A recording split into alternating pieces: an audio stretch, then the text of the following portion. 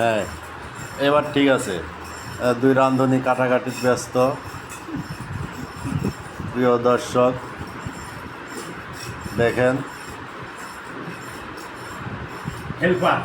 একটার বাড়ি হচ্ছে চিটাগাঙ্গা, আর একটার বাড়ি হচ্ছে সিরাজগঞ্জ। কাটাকাটি বিষয় খুব অভিজ্ঞ। এই যে হাসিটা দেখেন, এই এরা তো মনে হয় এই যে দুলদুল চলতেছে না গরুর চামড়া খালতাছে, এরকম ভাব। কাটাকাটিটা ঠিক আছে নাকি দেখেন তো,